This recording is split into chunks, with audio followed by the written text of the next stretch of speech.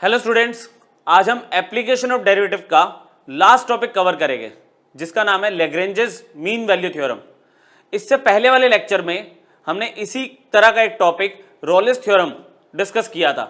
उसमें हमने तीन कंडीशंस पढ़ी थी कि हमारे पास एक फंक्शन होता है जो कि डिफाइंड होगा एट एनी इंटरवल, वहां पे फंक्शन कॉन्टिन्यूअस होना चाहिए on the closed interval, function differentiable होना चाहिए ऑन द ओपन इंटरवल, और फिर फंक्शन की एंड पॉइंट्स पे जो वैल्यू है वो इक्वल होती है। Lagrange's mean value theorem almost उसी कॉन्सेप्ट को आगे लेके जाएगी, ठीक है। और हम इसमें एंड में ये भी कह सकते हैं कि जो रोलेस थ्योरम है वो लैग्रेंजेस मीन वैल्यू थ्योरम का एक स्पेशल केस है। तो देखो, स्टार्टिंग तो सेम है हमारी कि हमने एक फंक्शन कंसिडर करना है जिसमें first condition it should be continuous on the closed interval, ठीक है। ये a कॉमा b पे फंक्शन हमारा पहले से डिफाइंड होगा, ऐसा गिवन होगा, तो फंक्शन कॉन्टिन्यूअस होगा क्लोज्ड इंटरवल पे। फंक्शन सेकंड कंडीशन में क्या होगा, differentiable on the open interval. Closed interval का मतलब एंड एलिमेंट्स इंक्लूड होते हैं, ओपन इंटरवल का मतलब एंड एलिमेंट्स इंक्लूड नहीं होंगे। बीच में वैल्यूज पे, बीच में जितने भी पॉइंट्स है उस पर फंक्शन डिफरेंशिएबल होना चाहिए। थर्ड कंडीशन जो हमने रोलेस थ्योरम में पढ़ी थी उसमें पढ़ा था फंक्शन की वैल्यू a पर और फंक्शन की वैल्यू b पर। हमने क्या पढ़ा था, फंक्शन की वैल्यू a पर और फंक्शन की वैल्यू b पर इक्वल होती है, इसमें इक्वल नहीं होती। LMVT शॉर्ट में अब हम बोलेंगे LMVT, Lagrange's mean value theorem की शॉर्ट फॉर्म हो गई LMVT। LMVT में थर्ड कंडीशन क्या लेके चलते हैं हम कि फंक्शन एट a की वैल्यू और फंक्शन एट b की वैल्यू इक्वल नहीं होगी। उसमें हमने प्रॉपर थर्ड कंडीशन स्पेसिफाई करी थी। इस बार हम वो नहीं करते, हम बोलते हैं कि भाई ये दो कंडीशन अगर है तो आपको एक नंबर ढूंढना है c जो इसके ओपन इंटरवल को बिलोंग करेगा, और वो c की वैल्यू कैसे मिलेगी आपको कि इस फंक्शन का डेरिवेटिव एट c पॉइंट, इस फंक्शन का derivative at c point will be equal to function at b minus function at a upon में b माइनस a। ये आपको c को कैलकुलेट करने का फॉर्मेट इसमें यूज करना है LMVT में। अब मैं आपको बोल रहा था कि रोलेस थ्योरम इसका स्पेशल केस है। स्पेशल केस कैसे है, आप सोचो फंक्शन एट b अगर फंक्शन एट a के इक्वल हो गया, अगर ये हो गया तो इसमें क्या हुआ, ये तो जीरो हो गया, zero divided by any value zero, तो f dash c equal to zero है, जो कि कंडीशन किसकी थी, रोलेस थ्योरम की। हम पढ़ते पहले रोलेस थ्योरम है, लेकिन रोलेस थ्योरम LMVT का ही एक स्पेशल केस होता है। दोनों में मेजर डिफरेंस क्या है, रोल्स थ्योरम में ये दोनों इक्वल होते हैं, LMVT में इक्वल नहीं होते। Function at a function at b की डिफरेंट वैल्यू होती है, तभी ये f डैश c की वैल्यू हमें कैलकुलेट करने में हेल्प मिलती है। यहाँ पे कुछ समझ आया, दोनों में डिफरेंस पता चल गया।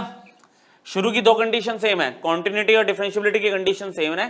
थर्ड कंडीशन में आपको बोल रहा है वहां पे रोलेस थ्योरम में function at a function at b equal होगा, LMVT में ये दोनों इक्वल नहीं होंगे। f डैश c पिछली बार जीरो के इक्वल था, इस बार f डैश c इस फॉर्मेट के इक्वल है, जिसको हम डिफरेंस कोएफिशिएंट के नाम से भी जानते हैं, ठीक है। और c की वैल्यू आपको निकालनी है a कॉमा b के बीच में। इसकी भी ज्योमेट्रिकल इंटरप्रिटेशन हम देख सकते हैं। ज्योमेट्रिकल इंटरप्रिटेशन इसमें क्या बोलेगा, हमें बोल रहा है कि f एक फंक्शन है जो कि a कॉमा b पर डिफाइंड है, ये तो मैंने आपको सबसे पहले बोला है। वहां पे कह रहा है अब जो कर्व है वो कॉन्टिन्यूअस है, पहली कंडीशन। अच्छा, फिर ये कहता है कि हर एक पॉइंट पर डिफरेंशिएबल भी होगा एंड पॉइंट्स को छोड़ के, क्योंकि ओपन इंटरवल पे होता है ना डिफरेंशिएबल। तो आपको बोल रहा है कि ये कॉन्टिन्यूअस कर्व है between the points a and b।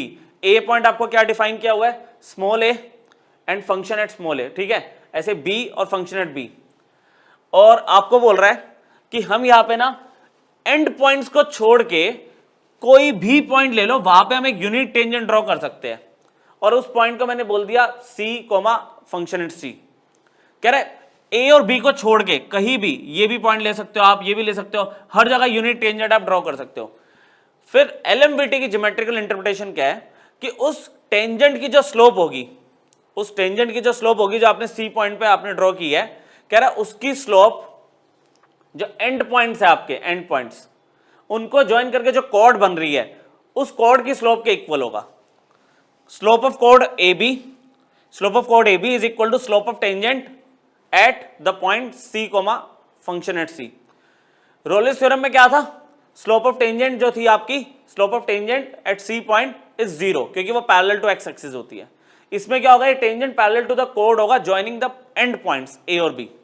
तो ये लिखा है यहाँ पे, there exist a point on the curve, ये देखो यहाँ पे एक ऐसा पॉइंट है जहां पर मैं जो टेंजेंट बनाऊं वो क्या होगी, parallel to the chord joining the end points of the curve. यही बोला मैंने आपको। डिफरेंशिएट कर लेते हैं। रोलेस थ्योरम में tangent is parallel to X axis. LMVT में क्या होता है, जो टेंजेंट है वो कॉर्ड के पैरेलल होगी, और कॉर्ड कहां से मिलेगी, आपके एंड पॉइंट्स को ज्वाइन करके जो आपको लाइन सेगमेंट मिली है उसको हम कॉर्ड कंसीडर करेंगे इस केस में। क्लियर हुआ? एप्लीकेशन देखे इसकी, किस तरह से क्वेश्चन आते हैं। ठीक है, माइनर सा ही डिफरेंस है दोनों में। ठीक है, तो दोनों टॉपिक आप एक साथ पढ़ सकते हो, जल्दी बल्कि कवर हो जाते हैं। देखो हमें पहला क्वेश्चन क्या दिया हुआ है, कह रहा है वेरीफाई, जैसे वेरीफाई रोलेस थ्योरम किया था, मैं बिल्कुल लेक्चर मैच करके चल रहा हूं। ठीक है, क्वेश्चंस भी आपके सेम क्वालिटी के ही हो गए इसमें, तो बहुत छोटा सा लेक्चर है, आराम से टॉपिक कवर हो जाएगा, और 4 मार्कर या आपका स्कूल एग्जाम में बनता है। ठीक है, और इसकी जो ज्योमेट्रिकल एप्लीकेशन है उस पर बेस्ड कभी कभार मेंस में क्वेश्चन निकल सकता है। चलो देखते हैं, एलएमवीटी वेरीफाई करना है, एलएमवीटी को वेरीफाई करना है अगर मुझे। ठीक है, स्पेस देख लेते हैं, 2 पेज हमारे पास है। हम याद करो कॉन्टिन्यूटी और डिफरेंशियबिलिटी के लिए हम क्या बात करते थे कि अगर मेरा फंक्शन पॉलिनोमियल है तो पॉलिनोमियल फंक्शन तो हर जगह कॉन्टिन्यूस, हर जगह डिफरेंशियबल होता है। तो यहां पर भी सिंस वही बात लिखेंगे, since given function is a polynomial function, is a polynomial function, ठीक है, and every polynomial function, short में लिख रहा हूं मैं फंक्शन को, is continuous and differentiable everywhere,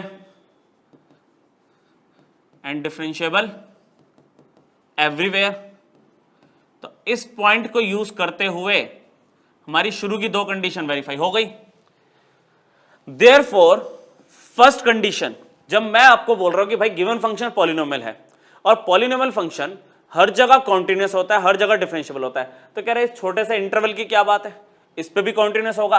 तो हम लिखेंगे हमारा जो fx है is continuous on closed interval.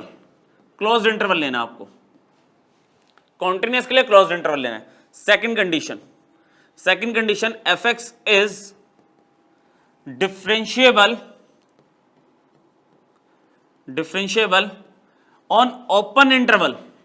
ये दोनों कंडीशन रोलेस थ्योरम में भी थी, एलएमवीटी में भी सेम है। अब थर्ड कंडीशन में क्या कर रहा हूं मैं फंक्शन एट ए और फंक्शन एट बी निकाल के रख रहा हूं अपने पास। तो मैंने क्या किया, फंक्शन एट 3 कैलकुलेट करने की कोशिश की। तो ये मुझे फंक्शन एट x दिया हुआ है, तो क्या हुआ 3 माइनस 6, सॉल्व करने की नीड ही नहीं है। क्यों नहीं है नीड, क्योंकि भाई 3 माइनस 3 0 हो गया, तो मल्टीप्लाइड बाय 0, वैल्यू 0 ही आएगी। फंक्शन एट 5, मैं एंड पॉइंट्स पे फंक्शन की वैल्यू निकाल के रख रहा हूं अपने लिए। फंक्शन एट 5 में क्या होगा, 5 माइनस में 3, 5 माइनस 6 और 5 माइनस 9। अगर आप सॉल्व करते हो 5 माइनस 3 2 हो गया, -1 -4, ओवरऑल इज +8। वैल्यू अलग अलग आ रही है, पता है कि भाई एलएमवीटी की बात हो रही है। अगर वैल्यू इक्वल आ जाती ना तो ये रोलेस थ्योरम की तरफ चला जाता।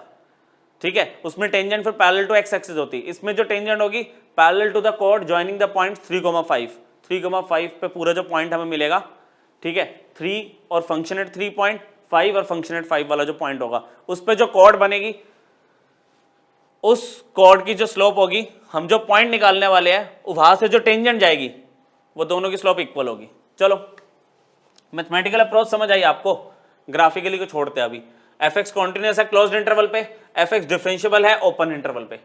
फंक्शन की a पे वैल्यू, मतलब a मेरे पास यहाँ पे 3 है, b मेरे पास 5 है, फंक्शन की 3 पे वैल्यू, फंक्शन एट 5 पे वैल्यू अनइक्वल आ रही है, वैल्यू हमने निकाल के रख ली। अब डेरिवेटिव करना है, तो डेरिवेटिव के लिए पहले एक काम करते हैं, फंक्शन को ढंग से लिखते हैं, मतलब थोड़ा सा सिंप्लीफाई करना पड़ेगा। fx क्या है आपके पास, x माइनस 3 था, x माइनस 6 है और x माइनस 9 है। अगर मैं इसको सॉल्व करूं तो ये आ रहा है x square minus 9x plus 18। ठीक है, अच्छा फर्दर सॉल्व किया जाएगा तो आएगा एक्स क्यूब माइनस में 9x स्क्वायर प्लस 18x, और ये हो जाएगा माइनस 9x स्क्वायर प्लस कितना हो गया 81x और माइनस में 162। हाँ, ठीक है, तो एक्स क्यूब माइनस में 18x square plus 99x minus में 162, या आपने fx कैलकुलेट किया, fx को थोड़ा सा सिंप्लीफाई कर दिया है ना, क्योंकि अब डेरिवेटिव निकालूंगा तो f डैश x क्या होगा, वो हो गया 3x स्क्वायर माइनस में 36x प्लस 99, जिसमें मैं f डैश c अगर लेना चाहूं, f डैश c, तो हम क्या लिखेंगे 3c square minus 36c plus 99। अच्छा, पीछे वाले पेज पे ही ना आप यहां पे बता दोगे कि फंक्शन कॉन्टिन्यूअस था, फंक्शन डिफरेंशिएबल था, ठीक है, ये दोनों अनइक्वल आ गए, तो देयरफॉर ऑल, ये लिख देना आप, therefore all conditions of LMVT are satisfied,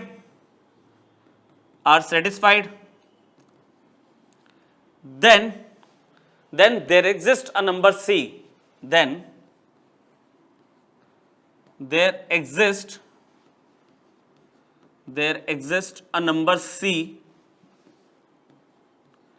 ठीक है, नंबर ऐसे लिख दिया मैंने, c belonging to a comma b open interval such that, और वह सच दैट हम पीछे वाले पेज पे ले रहे हैं। मुझे अब c एक नंबर निकालना है open interval a comma b में, और वो c की वैल्यू कैसे मिलेगी, such that f dash c is equal to function at b minus function at a upon में b माइनस में a। अच्छा, तो function derivative at c, b कितना है, फंक्शन एट 5, a कितना है, a आपका 3 था, तो फंक्शन एट 3, 5 माइनस 3, आ रही बात समझ, a और b, a आपका 3 है, b आपका 5 है, इंटरवल आपको गिवन था, f डैश c के लिए कितनी आ चुकी है, 3c square minus 36c plus 99, देखो ये वैल्यू है f डैश c। अच्छा, फंक्शन एट 5 के लिए 8 आई थी, फंक्शन एट 3 के लिए 0 आई थी, 5 माइनस 3 2 हो गया, तो 3c स्क्वायर माइनस में 36c प्लस 99, ये 4 हो गया, तो माइनस 4 इक्वल टू 0 आ गया, तो फाइनल क्वाड्रेटिक इक्वेशन आपकी ये बन गई, जिसको अगर मैं फैक्टराइज करना चाहूँ तो फैक्टराइज तो इजीली नहीं हो पा रहा, तो क्वाड्रेटिक का मैंने यहाँ पे क्वाड्रेटिक फॉर्मूला लगा दिया, तो c की वैल्यू क्या होगी, जैसे x की वैल्यू निकालते हैं c मिलेगा माइनस में b plus minus under root D होता है ना, तो d क्या होता है, b स्क्वायर माइनस 4ac, मतलब माइनस 36 का स्क्वायर माइनस में 4a और c आपका 95 है, डिवाइडेड बाय 2a, इस तरह से चल रही वैल्यू, कैलकुलेशन का काम बचा अब बस, ये 36 हो गया, ये plus minus under root 36 minus 36 का स्क्वायर 1296। अच्छा, इसको अगर आप सॉल्व कर रहे हो 12 इंटू 95 आपका आ जाएगा, ठीक है, 1200 में से 660 हटे तो 1140, ठीक है, अपॉन में 6, ठीक है, तो c की वैल्यू क्या मिल रही है आपको, 36 प्लस माइनस में under root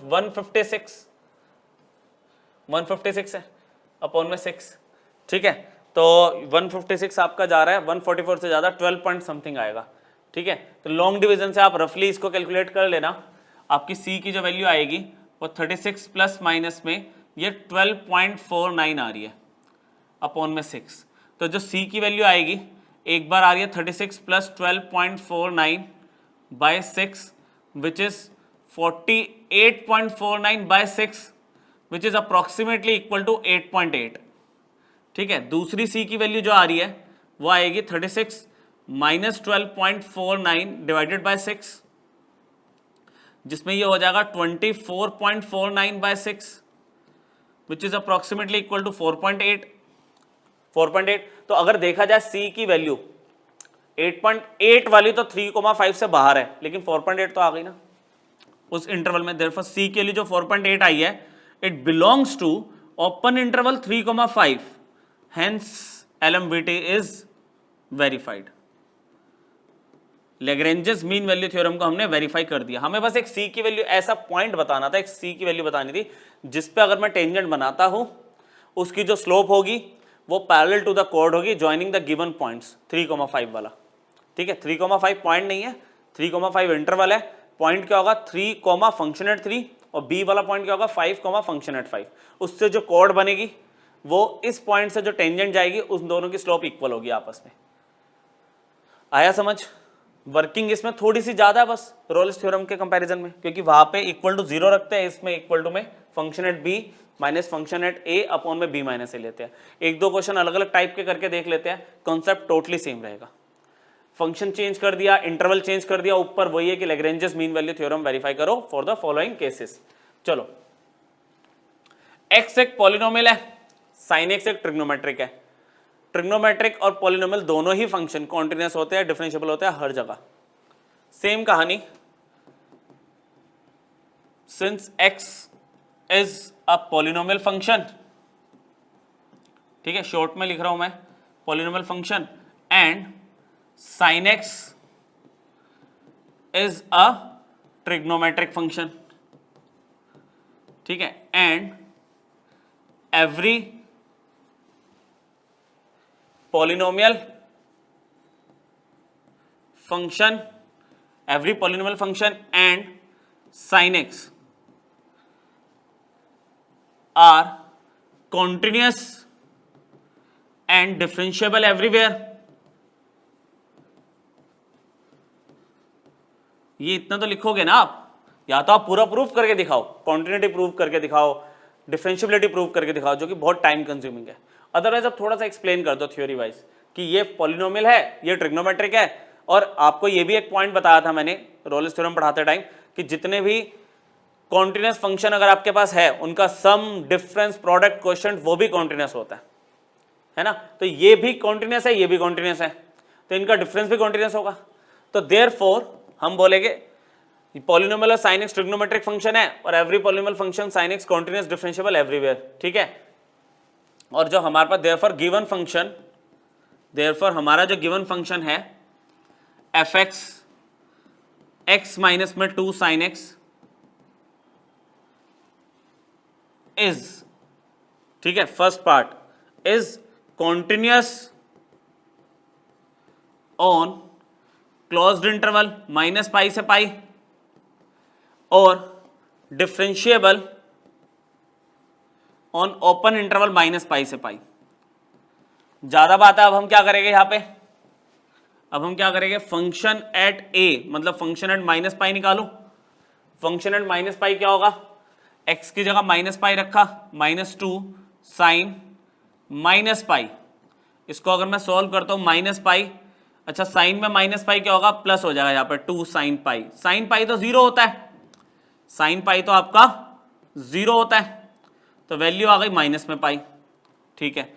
and function at पाई क्या होगा, फंक्शन एट पाई आप लिखोगे पाई माइनस में 2 साइन पाई, और साइन पाई फिर से 0 है आपके पास, साइन वैनिटी 0 होता है, पाई आ गया। तो आपको क्लियरली दिख रहा है कि function at minus pi is not equal to function at pi.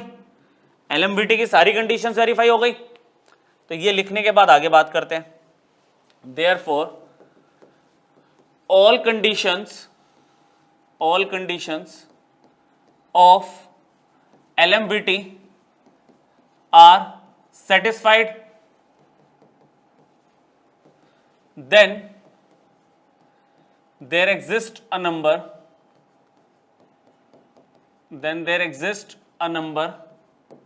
C belonging to open interval of minus pi से pi such that आप क्या लिखोगे, f डैश c। अब तो याद हो गया होगा आपको, function at b minus function at a upon में b माइनस a, अब तो याद हो गया होगा। अच्छा, कंसिडर करो एक बार के लिए आप fx को, कि f डैश c निकाल के रख लेते हैं। fx आपके पास क्या था, x माइनस में 2 साइन x था, तो इसका डेरिवेटिव क्या हुआ, x का 1 हो गया, साइन x का cos x हो गया। तो f डैश c कितना बन गया, 1 माइनस में 2 cos c। Now f dash c किसके इक्वल है भाई, फंक्शन एट b कितना पाई है, minus function at a is minus pi, तो नीचे पाई माइनस में माइनस पाई लिखा जाएगा, मतलब मैं b माइनस ए लिख रहा हूं। f डैश c के लिए कितनी आ चुकी है, 1 माइनस में 2 cos c, ये लो ये वैल्यू आ गई। फंक्शन एट पाई के लिए कितनी थी, आई थिंक पाई थी, है ना, और इसकी कितनी थी माइनस पाई। देख ले एक बार, फंक्शन एट पाई की वैल्यू पाई थी और माइनस पाई की वैल्यू माइनस पाई आ रही है, यही सेम चीज नीचे है, तो ये तो ऐसे ही हो जाएगा सॉल्व। मतलब अगर आप देखो तो ये पाई प्लस पाई 2 पाई, नीचे भी पाई प्लस पाई 2 पाई, कैंसिल हो गया 1 आ रहा है, समझ गए, लिख दो direct 1 minus 2 cos c is equal to 1 आ रहा है ना, या तो डायरेक्टली कैंसिल कर दो, या पाई प्लस पाई 2 पाई, नीचे भी 2 पाई है, कैंसिल होकर 1 आ गया, तो माइनस 2 cos c किसके इक्वल हो गया, 0 के इक्वल हो गया, तो cos c किसके इक्वल हो गया, अगेन 0 के इक्वल हो गया, और cos के लिए 0 किस पे होती है, odd multiple of pi by 2, odd integral है ना, odd integral multiple of pi by 2। अब यहाँ पे इंटरवल मेरे पास है माइनस पाई से पाई, तो यहाँ पे दो वैल्यूज हो सकते हैं possibly, cos plus minus pi by 2। अगर आप cos माइनस पाई बाय 2 लेते हो तो भी 0 है, cos पाई बाय 2 लोगे तो भी 0 आएगा, और ये दोनों माइनस पाई से पाई के बीच में, तो c की वैल्यू क्या आ गई, 2 आ गई। हमारे पास एटलीस्ट एक पॉइंट होना चाहिए, एक से ज्यादा भी हो सकता है, तो प्लस माइनस पाई बाय 2 जो आया वो दोनों ही पॉइंट माइनस पाई से पाई के बीच में आ रहे हैं ओपन इंटरवल में, है ना, हेंस वेरीफाइड। हमें c की कम से कम एक वैल्यू मिलनी चाहिए, एक से ज्यादा भी आ सकती है, ठीक है, लेकिन आप वैल्यू वही लेते हो जो इंटरवल के बीच में हो, ओपन इंटरवल में। पिछली बार भी 2 आ रही थी सी की वैल्यू, लेकिन वही वाली ली थी 4.8 जो इंटरवल के बीच में थी। इस बार ये दोनों वैल्यू इंटरवल के बीच में आ रही है, तो आप दोनों ले लोगे, ठीक है, समझ आ रहा है। अलग अलग तरह के जो क्वेश्चन है वो एक बार देख लेते हैं। जैसे अब लॉग वाला देख लो, आप इंटरवल दे दिया 1,2 पे, तो लॉगरिथमिक फंक्शन अगर आपको पता होगा log x जो है, x अगर पॉजिटिव होगा, x की वैल्यू पॉजिटिव होगी तो वो फंक्शन डिफाइंड होता है, और यहाँ पे 1,2 पॉजिटिव ही है, तो हम यहाँ पे जानते हैं सिंस लॉगरिथमिक फंक्शन है ना, logarithmic function is continuous, short में लिख दिया continuous, and differentiable in its domain. ये मैंने लास्ट लेक्चर में पॉइंट लिखवा दिए थे बच्चों, ठीक है, एक बार प्लीज देख लेना, 7 पॉइंट्स लिखे थे हमने इन इट्स डोमेन, और इस केस में डोमेन क्या दिख रहा है, एक्स इज ग्रेटर देन 0, 0 से ऊपर फंक्शन हमारा डिफाइंड है, और ये इंटरवल तो हमारा 0 से ऊपर का ही है, ठीक है, तो देयरफॉर फर्स्ट कंडीशन जो हमारा गिवन है F x is continuous on closed interval of 1,2, क्योंकि 1,2 0 से ऊपर की वैल्यू है, तो क्लोज्ड इंटरवल पे कॉन्टिन्यूअस होगा। Second, F x is again differentiable on open interval of 1,2, कोई दिक्कत नहीं है इसमें, ठीक है, कोई दिक्कत नहीं है, ठीक है, यहीं पे हो जाएगा ये। अब उसके बाद मैंने क्या किया, फंक्शन एट 1 की वैल्यू निकाली, फंक्शन एट a की वैल्यू, मतलब log e1 ये आपका 0 होता है। अच्छा, फंक्शन एट 2 की वैल्यू निकाली, तो वो कितना हो गया, log e2, तो log e2 रहेगा। अच्छा, फिर हमने क्या किया, f डैश x निकाल लिया, f डैश x क्या होगा बच्चों, log e x का डेरिवेटिव क्या होता है, 1/x, तो आप f डैश c को क्या लिख सकते हो, 1/c, ठीक है। अब हमें पता है f डैश c किसके इक्वल होगा, आप बोलोगे फंक्शन एट b जो कि मेरे पास फंक्शन एट 2 है, फिर फंक्शन एट a जो कि फंक्शन एट 1 है, 2 - 1, डायरेक्टली ले लिया, बार बार एक चीज क्या लिखनी, ठीक है, मतलब वही वाली कहानी पूरी लिखोगे ना कि ऑल कंडीशंस तो सारी सेटिस्फाई हो गई, है ना, कंडीशंस तो सारी सेटिस्फाई हो गई, तो c किसके बीच में होना चाहिए, ओपन इंटरवल 1,2, सच दैट लिखने के बाद क्या कंडीशन आ जाती है, ये वाली, है ना। अब f डैश c की वैल्यू कितनी है आपके पास, 1/c है, फंक्शन एट 2 की वैल्यू कितनी है, log e2, फंक्शन एट 1 0 है आपके पास, और 2 - 1 1 है, बोलो समझ आया, 2 - 1 1 हो गया, फंक्शन एट 1 की वैल्यू 0 है आपके पास, तो यहां पर ना फाइनली मुझे मिल गया 1/c is equal to log 2, ठीक है, विद द बेस e। तो c की वैल्यू कितनी आ रही है, c की वैल्यू आ रही है 1/log 2, है ना, नेचुरल लॉग ऑफ 2। अगर ये रेसिप्रोकल कर दूं मैं इसका, log देखो डिनोमिनेटर में, अगर मैं इसको रेसिप्रोकल करूं तो ये पता क्या बन जाता है, आपको पता होगा, बेस और ये जो log का है ना, ये जिसका log आप देख रहे हो, ये इंटरचेंज हो जाता है, ये इंटरचेंज हो जाता है, नहीं समझे, जैसे log of b to the base a लिया जाता है, तो ये चेंज हो जाता है log of a to the base b। ठीक है, या लिख दूं साइड में, ऊपर कहीं लिख दूं, log अगर a b होता है तो ये 1 में log b a हो जाता है। ठीक है, ये इसमें रूल मैंने अप्लाई करा है। अब आपको ना ये जो c की वैल्यू आई है log e to the base 2 है ना, ये आपका 1/2 के बीच में है या नहीं है वो चेक करना है, आपको वो चेक करना है। तो वो मैं चेक करवा देता हूं। देखो बच्चों, e की जो वैल्यू होती है ना, e की वैल्यू जो होती है वो होती है 2.718। e की वैल्यू क्या होती है? 2.718। तो मैं यहां पे लिख रहा हूं कि जो हमारा e है, सिंस जो e है वो आपका 2 और 4 के बीच में। अच्छा, 2 और 4 क्यों लिखा? 2 और 3 भी लिख सकते थे। 2 और 4 इसलिए लिखा क्योंकि देखो बेस 2 है, बेस 2 है तो मैं 2 की मल्टीपल्स ले रहा हूं या 2 के पावर ले रहा हूं। यहां पे मैंने क्या किया, दोनों तरफ log 2 अप्लाई कर दिया, log ऑफ 2 अप्लाई कर दिया पूरे में, थ्रू आउट ऐसे, ये ठीक है। अब log of 2 to the base 2, ये तो 1 होता है, जब ये दोनों सेम होते हैं तो वैल्यू 1 होती है। चलो मान गए। अब log 2 e, यहां पे क्या 4 क्या 2 का स्क्वायर है, 4 क्या है 2 का स्क्वायर, ये 2 आगे आ गया, ये 2 तो आगे आ गया। अच्छा, log of e to the base 2 है क्या? c है, ठीक चल रहा है। ये 2 आगे आ गया तो यहां पे क्या हुआ, log of 2 to the base 2, ये भी 1 होता है। तो c की वैल्यू देखना किसके बीच में आ गई, 1 और 2 के बीच में।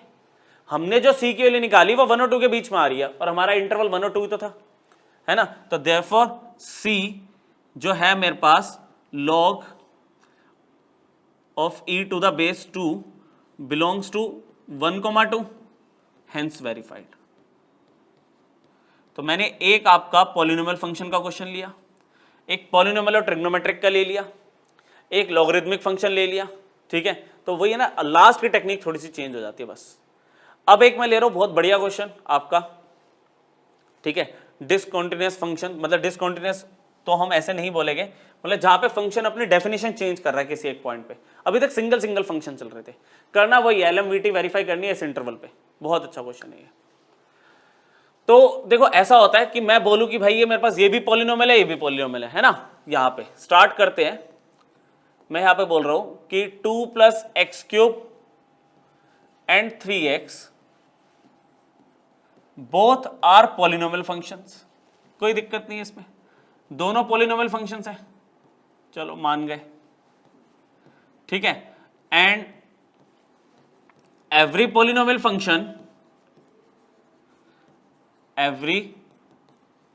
Function is continuous and differentiable everywhere. ये बात होती है, लेकिन बच्चों क्या हुआ इस बार, हमारे जो गिवन फंक्शन है ना उसने अपनी डेफिनेशन 1 पे चेंज की है। अगर तुम शुरू के सारे लेक्चर सुनते आ रहे हो तो मैंने आपको एक सस्पिशियस पॉइंट बताए थे। सस्पिशियस पॉइंट क्या होता है, जहां पे फंक्शन अपनी डेफिनेशन चेंज करता है, और जहां पे फंक्शन अपनी डेफिनेशन चेंज करता है वहां पे मे बी वो कॉन्टिन्यूअस ना हो, मे बी वो डिफरेंशिएबल ना हो।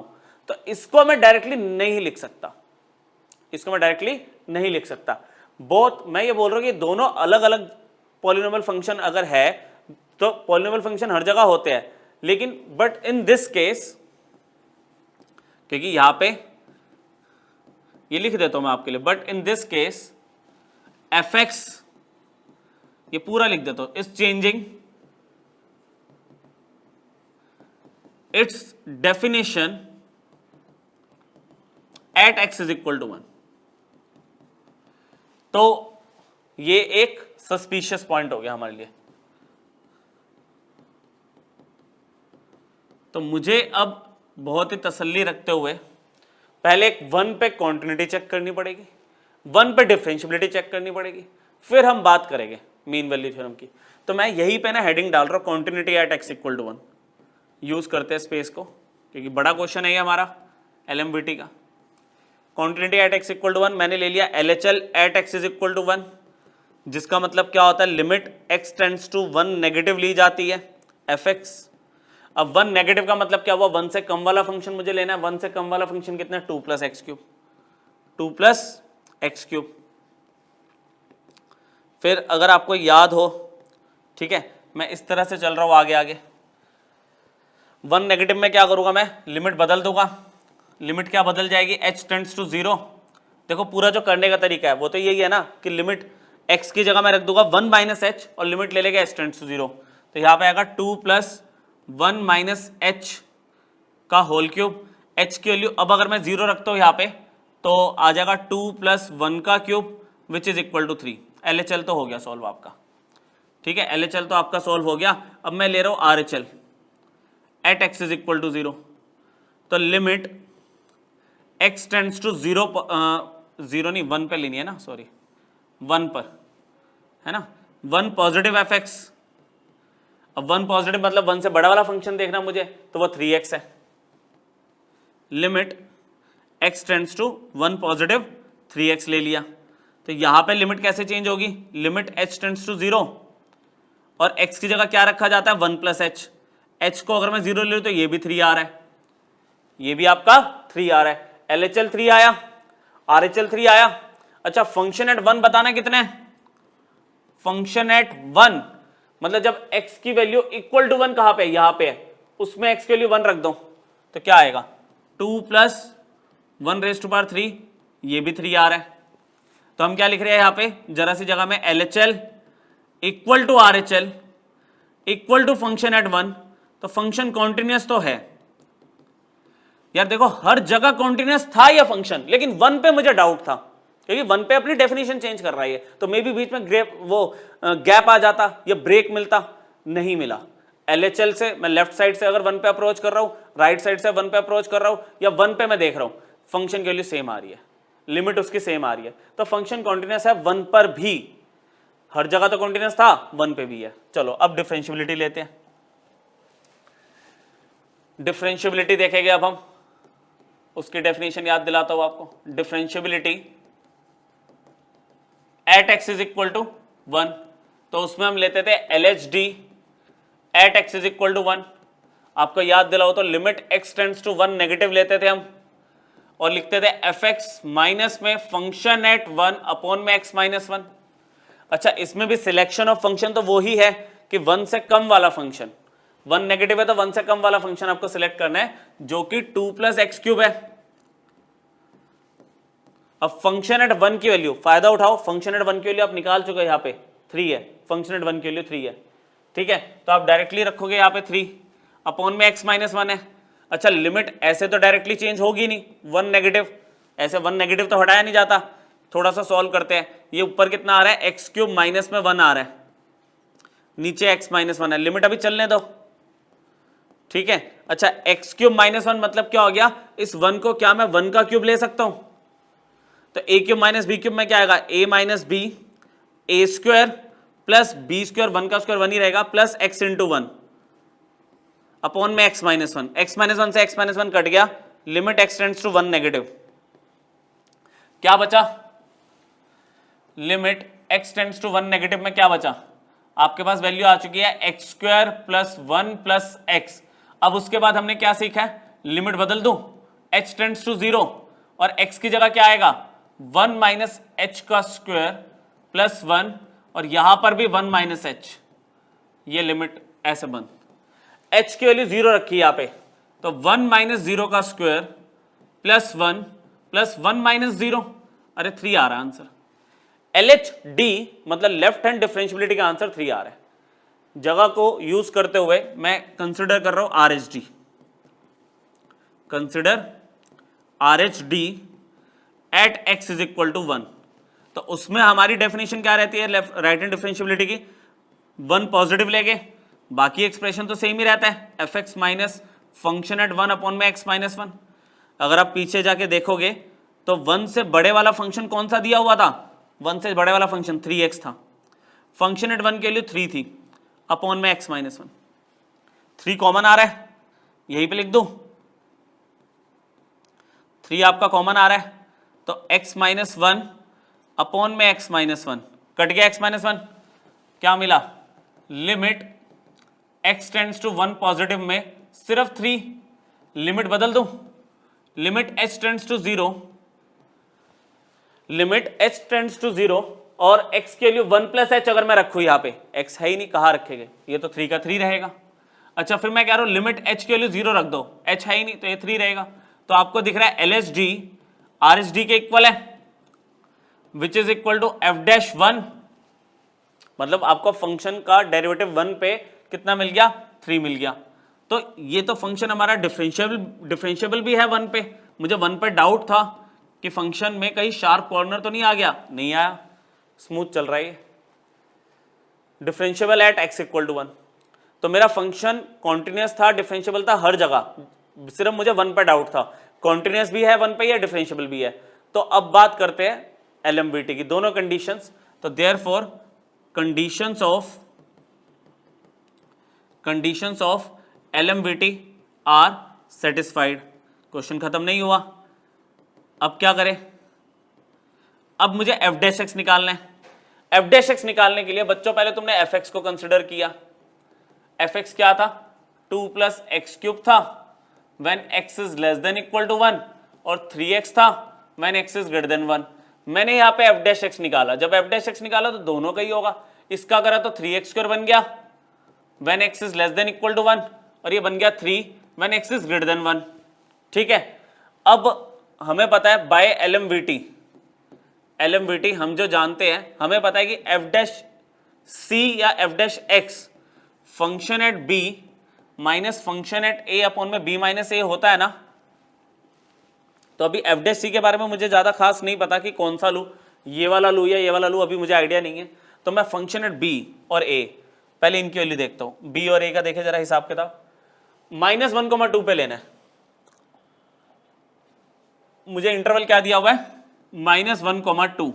इसका मतलब b की वैल्यू कितनी है, फंक्शन एट 2, और a की वैल्यू कितनी है, -1, और यहां पे कितना है 2 -1, ऐसे चल रहा है।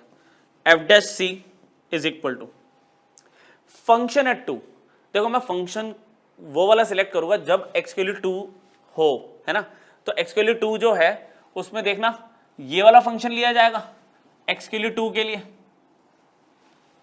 यहां पे दिया है ना x इज ग्रेटर देन 1, तो अगर मैं x इक्वल टू 2 पे फंक्शन की वैल्यू निकालना चाहता हूं तो ये वाला तो लिया जाएगा। तो इसमें क्या रखेगा, 3 × 2। नहीं समझे, इसमें मैंने x की वैल्यू 2 रख दी ना, क्योंकि x ग्रेटर देन 1, ये जो 2 है ग्रेटर देन 1 की वैल्यू है x की, तो मैं इसमें x को 2 रख दूंगा, तो 3 × 2। अच्छा -1 ले रहा हूं, जब मैं x की वैल्यू -1 ले रहा हूं तो x की वैल्यू -1 कहां पे होगी, यहां पर लेस देन इक्वल टू 1 में, अरे 1 से कम में होगी ना -1, तो यहां पे वैल्यू क्या आएगी, 2 प्लस -1 का क्यूब इसमें रखी जाएगी, अपॉन में 2 + 1 हो गया ये। चलो आगे देखते हैं, अभी मुझे f' नहीं पता कौन सा लेना है।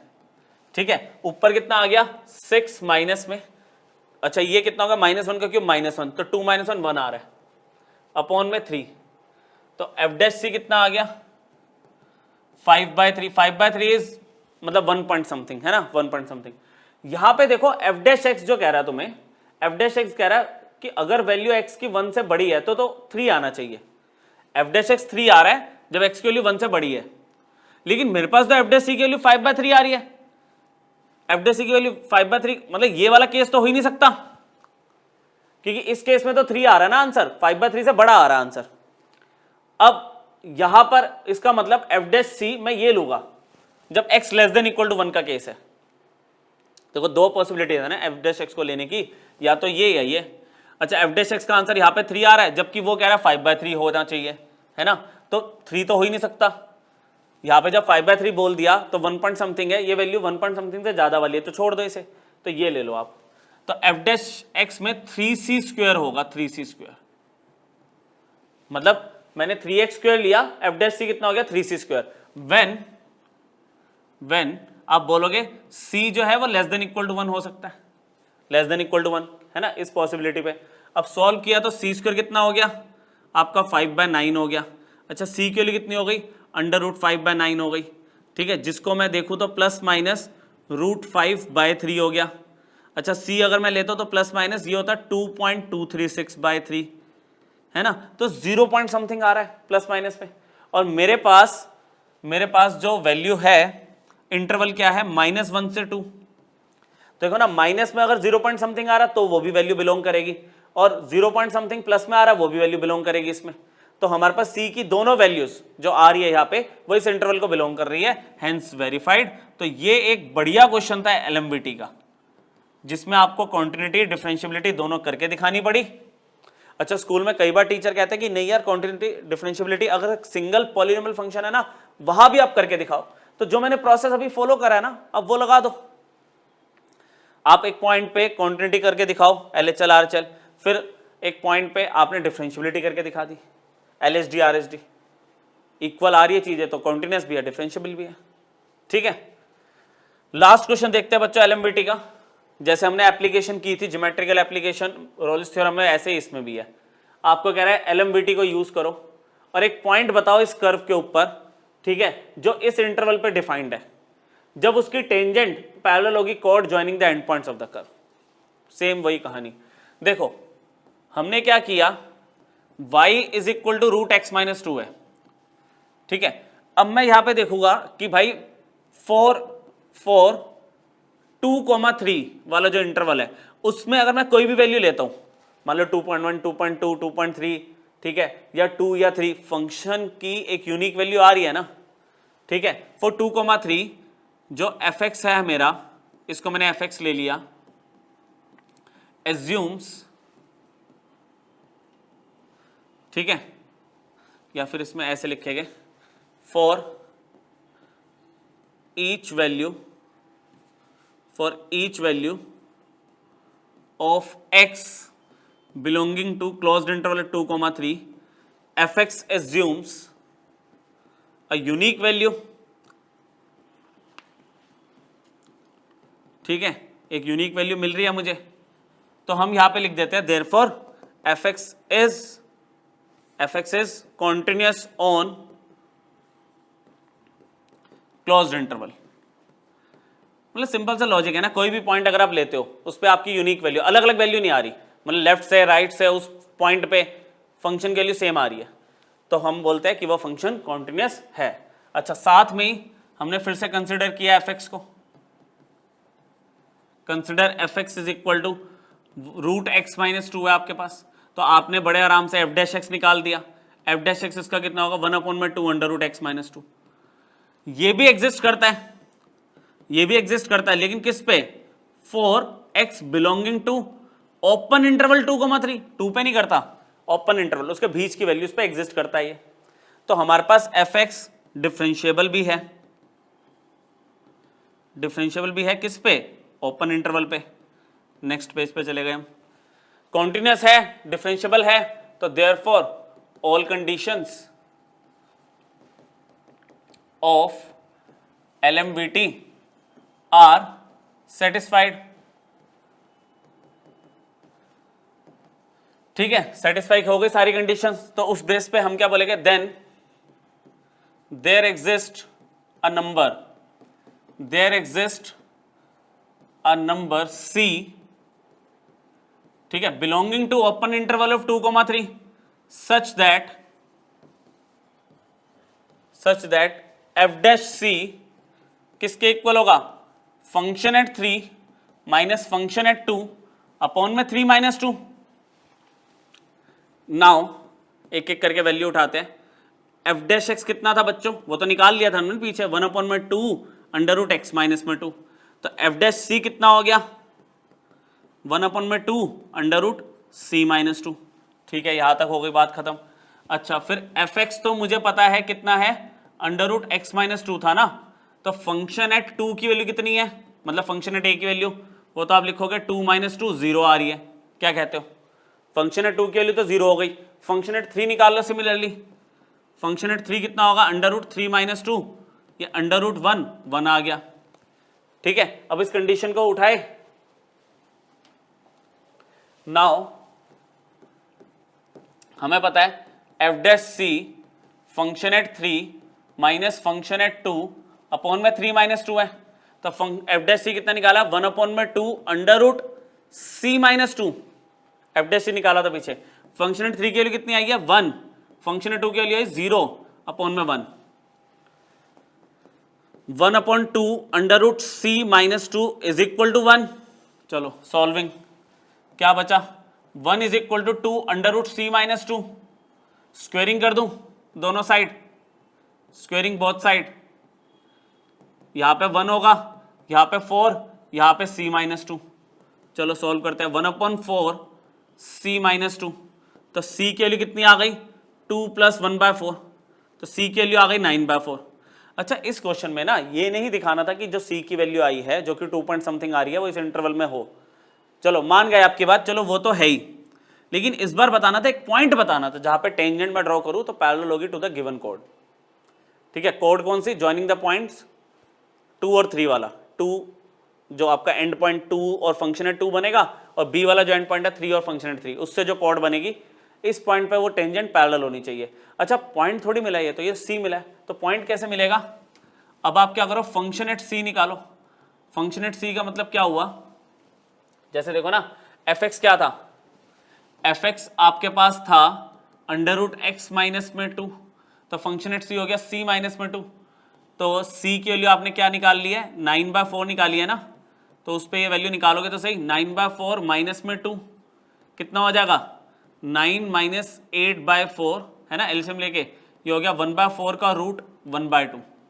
तो जो पॉइंट होता है बच्चों, जो पॉइंट होता है वो पॉइंट तो ये था ना c comma function at c, ये ज्योमेट्रिकल मीनिंग ऑफ एलएमवीटी पे मैंने लिख के दिखाया था। तो c कितना है 9/4 और फंक्शन एट c कितना आ गया 1/2। इस पॉइंट पे जो मैं टेंजेंट बनाऊंगा वो पैरेलल होगी टू द कोड जॉइनिंग द एंड पॉइंट्स, ये ज्योमेट्रिकल इंटरप्रिटेशन थी। ठीक है, तो एओडी आपका बच्चों कंप्लीट हो गया यहाँ पे। तो जितना आप इसको प्रैक्टिस करोगे उतनी आपकी स्पीड और एक्यूरेसी बढ़ेगी इसमें। ठीक है, अब आगे नेक्स्ट देखते हैं, अगर इसका मैं ट्राई करूँगा एक बढ़िया सा इसके इंपॉर्टेंट क्वेश्चंस का एक लेक्चर और बना देंगे हैं, और अदरवाइज उसका आगे कैलकुलस ही फॉलो करेंगे, इंटीग्रल कैलकुलस। ठीक है, रिवाइज करो आप, बाकी नेक्स्ट क्लास में मिलते हैं। Thank you.